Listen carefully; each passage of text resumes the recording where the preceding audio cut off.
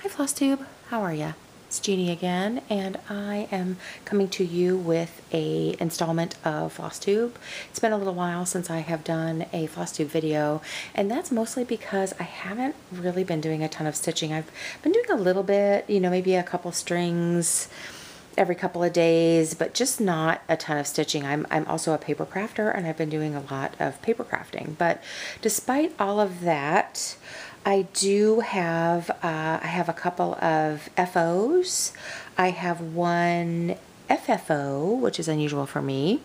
I have a couple of WIPs and a product recommendation, and I also made some needle minders that I thought I would show you. So anyway, first of all, let me say I hope everyone is doing well with all the quarantine and scariness of COVID-19.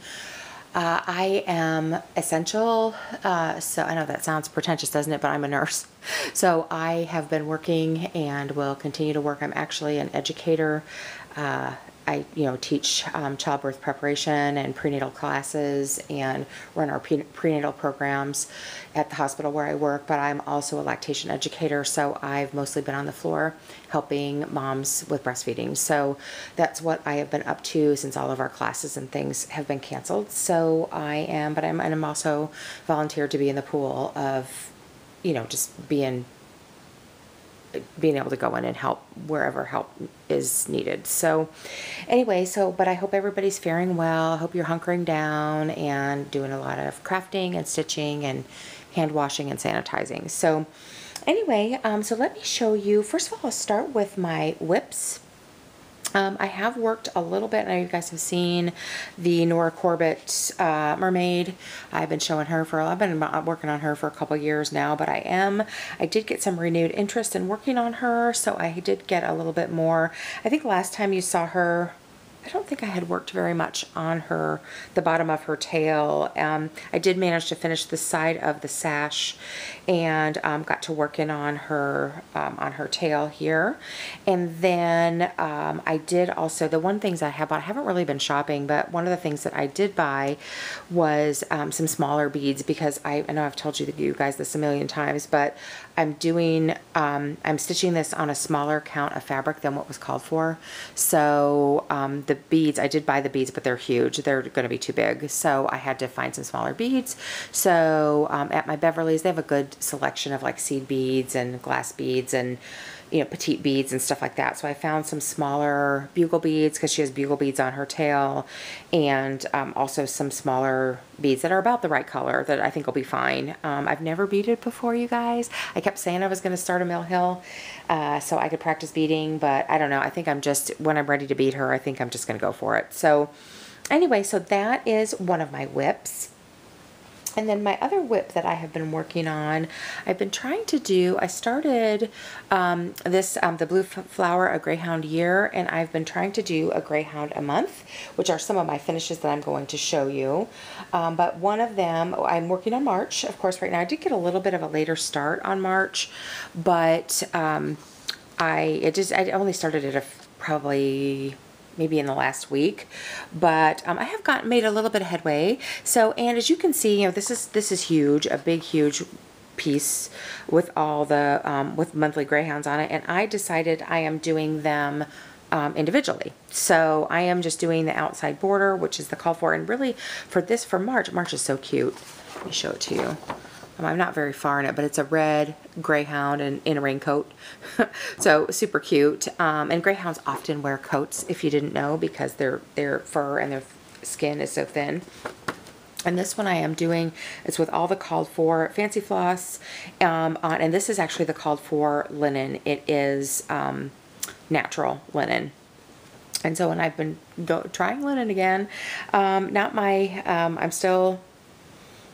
it's still a struggle. The struggle is real, but anyway, but I do love the result. So anyway, so that is March, where I am on March, and so those are really the only two WIPs I have worked on. I did start another little project which I didn't bring in here, which I have in my purse, but it's a little kit. I may show you that at some point. But let me show you then my FOs.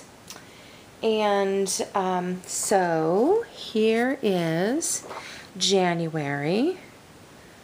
And this was also on linen. Now this was not on the called for linen. I went ahead and lightened it up a little bit because there was one of the flosses that I forgot to buy. And so I had to sub it out. It was kind of this medium brown on the greyhound's neck. And I just thought with the natural linen, it blended in too much. So this one is flax, I believe. It's 28 count. And so I got that done. And like I said, just doing the border with the greyhound. And I did, this is not the called for color in the little sweater that this greyhound is wearing. They didn't have it when I was trying to buy it, so I just got something that I thought looked close to the picture, and I think it's fine. I think it looks good. So so there is January, and I don't know how I'm gonna finish these yet. I think maybe little pillows, but I'm not really sure. But anyway, so I got January done, and then I also finished February. Now you guys, I went totally rogue on February. Let me show you what it looks like on the pattern. On the pattern, it's a President's Day greyhound with kind of red, white, and blue and gray, and you know, the little greyhound you can see is like dressed up like Abraham Lincoln. And President's Day, I mean, I love Valentine's Day. And so I wanted to make my greyhound a Valentine greyhound. And I was really in the mood to stitch something on pink fabric. So in the urge to resist buying Summer Quakers by Rosewood Manor, I pulled out this, and I decided to do Ada because I was, even though, you know, this was my very first project on linen, and I was ready to not be stitching on linen for a little bit. So I pulled out, I had this pink Ada in my stash, and the greyhound is in the called for colors in that kind of variegated gray, and then this color that I used for the border and for February was a color that I pulled out of a baggie of floss that I took from my mom's house. After she passed away, I found a lot of floss, and I had just, she wasn't a cross stitcher, but she would do some embroidery from time to time, and so I have all of these bags of floss in different colorways that were hers. And probably some probably were my grandma's too, because I think my grandma did more embroidery than my mom. So, and this particular color that I picked out was kind of a pinky red, and it did not have the band on it still. It was just like a wad of floss, but it was a really pretty color, so I chose that. And then also out of that little floss baggie that was my mom's and my grandma's, I chose the hearts. I found another pattern that had hearts on them in different sizes, and I chose a variegated floss, but the variegation didn't show up very variegated on the hearts, but this is what it is. And this did have the band on it. It's JP Coats 190. And then I also used, so I just, like I said, found a pattern that had hearts, did some bigger hearts, and then the other hearts I put on, and I put them in roughly the same place as the stars would have been, and I did those out of white etoile. And I don't know, they're not showing up very well, I don't think, on the camera, but they do have a really pretty sparkle. I'm loving the etoile. I have about 4 skeins of it, but I think I'm going to get some more. So I have a gift card for Amazon, so I might just get the whole set. But anyway, so that is February. The other thing I'd like to do with this, because all the other greyhounds have some kind of a little, oh, they have a hat on or a sweater or a coat, and so she is kind of naked. She doesn't have anything on. What I think I'm going to do is I think I'm going to satin stitch a collar around her neck, and I'd like to find a little tiny heart charm if I can, or treasure or something, and put that on there. But I haven't been able to find anything that is appropriate, the appropriate size, so far. But if I find something like that, I think I'm going to put a collar on her with a little heart tag on it. But anyway, so that is my finish for February, and I really like the way it came out. So like I said, went rogue, but you know, sometimes you got to do that.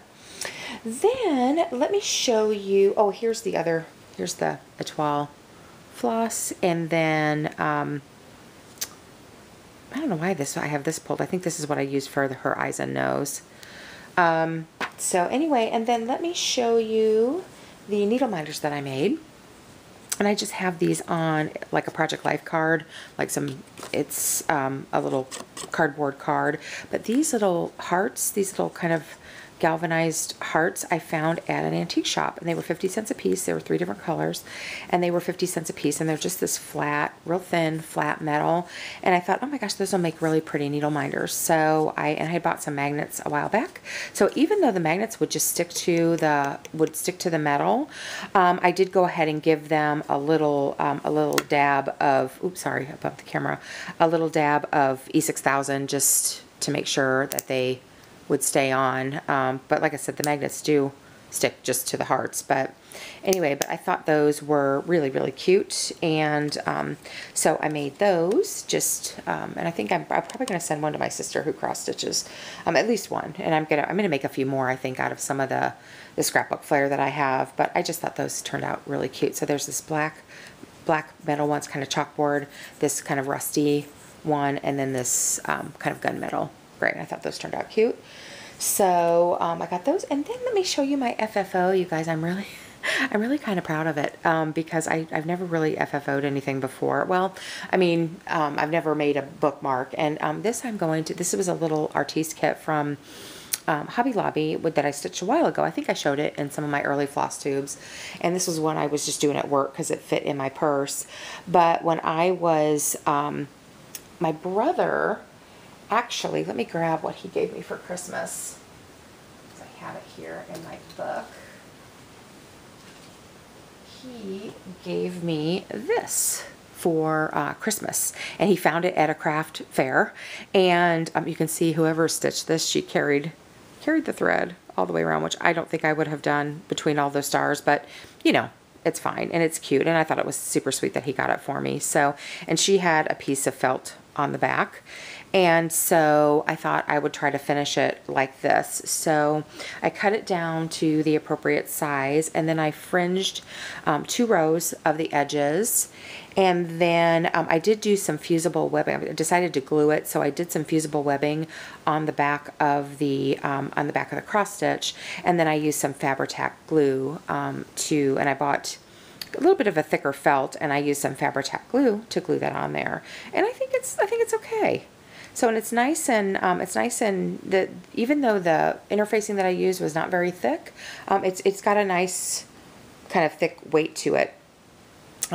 So, and again, he had mentioned that he would like to have a cross stitch bookmark, so I'm going to send this to him, and I think he will really love it because my mom always signed everything with XOXO. And so I was thinking about giving this to him anyway. I just didn't know what I was going to do with it. And then I thought, oh, that's perfect. So, and her favorite color was purple, and the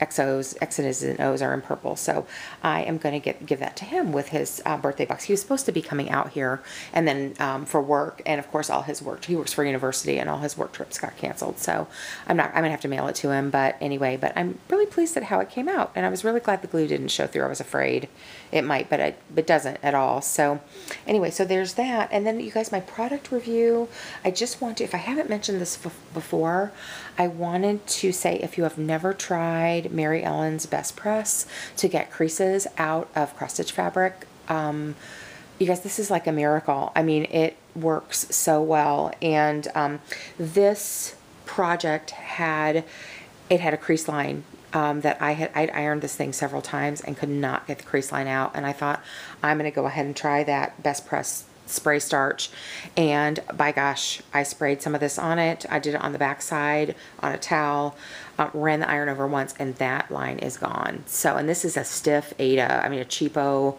Aida out of a kit, and it did really, really well. So, so if you haven't ever tried this before, it is well worth. I got mine at a quilt shop here in town, but you can get it at Joann's or whatever and use a coupon on it. But it's amazing. Just like I said, if you're struggling with ironing your pieces, I would highly recommend giving this a try. All right, you guys, so I think that's it for me. Again, everybody stay safe, stay well, and I hope that you have enough toilet paper. And I will talk to you soon. Take care.